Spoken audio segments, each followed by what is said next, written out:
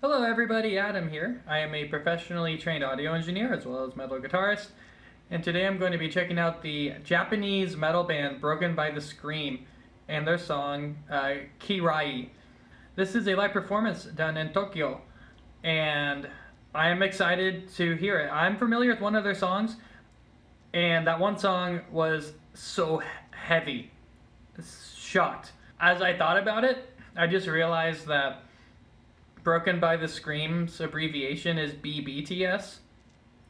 And I wonder how many people have accidentally typed in the extra B when they're trying to look up BTS instead.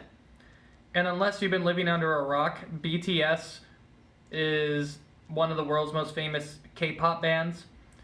So I'm wondering, like, if they just accidentally typed in BBTS and they're trying to find this song.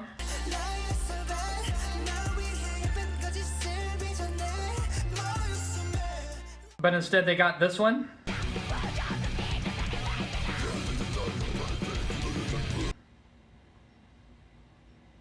There's gonna be some sad K-poppers in this world if they accidentally had the extra B in there.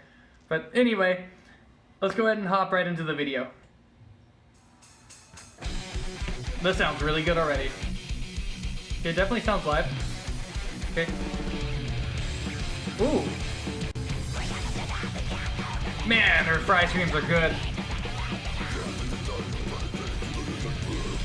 Her false chord screams are amazing. This is tight as hell, man. This is a great live performance. Two very different electric tones for the electric guitar in the left ear and right ear. Great harmony. So this is for women, by the way. They have the low false chord screamer, the high fry screamer, and the two cleans. And they're all the same level. That's so impressive to me. Great, great pop chorus.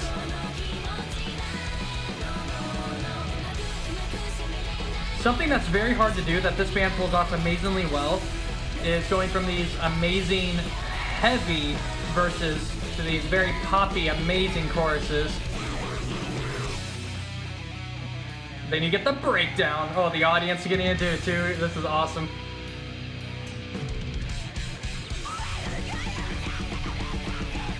Great screaming. Wow. Very dry. All the vocals are very, very dry, but it's okay. I love all the choreographed moves too.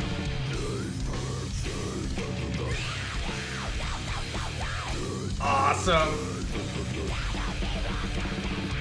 Woo! That's so damn flawless, man. That's awesome. I love how they can just so seamlessly move from a production standpoint and just from a musical standpoint to these amazing choruses. It just blows my fucking mind.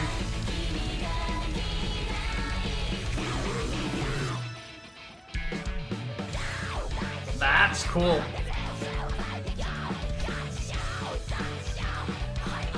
That piano, I was not expecting that with the screaming on top of this. It's very progressive, I love it.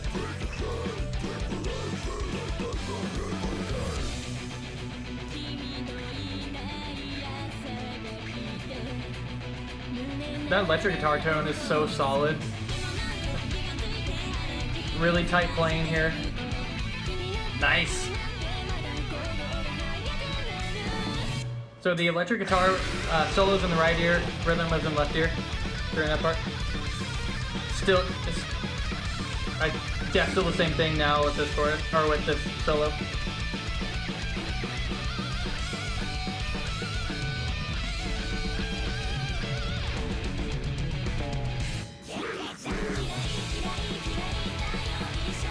I really like how the audio engineer pulled up the keyboards for this chorus, because that big openness is coming from the keyboards and from the synth work. Great call.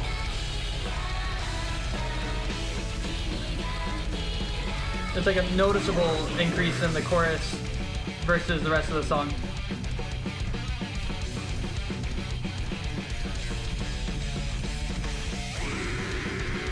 Nice. Those two screens sit on top of each other really well. One's not over dominating the other one.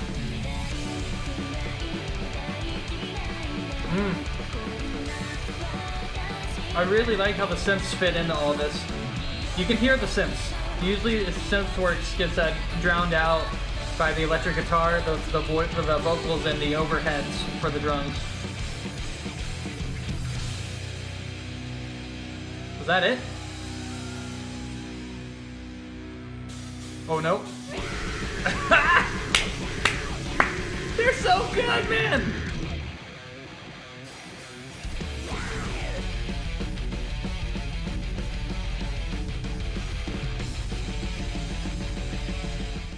Oh, okay. So that went into another song. I seriously just had my mind blown.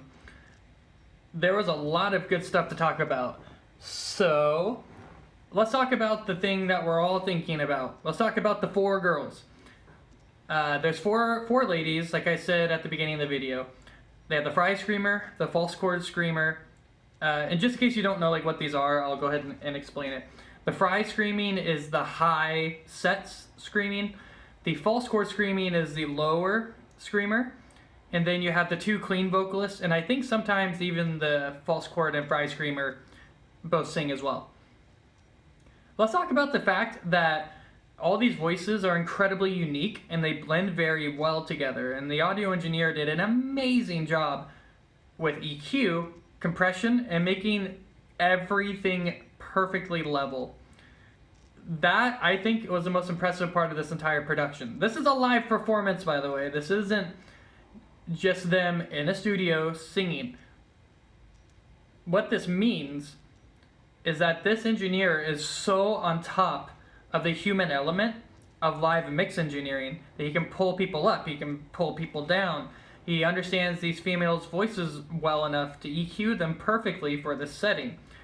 It blows my mind. They're all just so damn good. They have an amazing live audio engineer who's also taking care of them very well.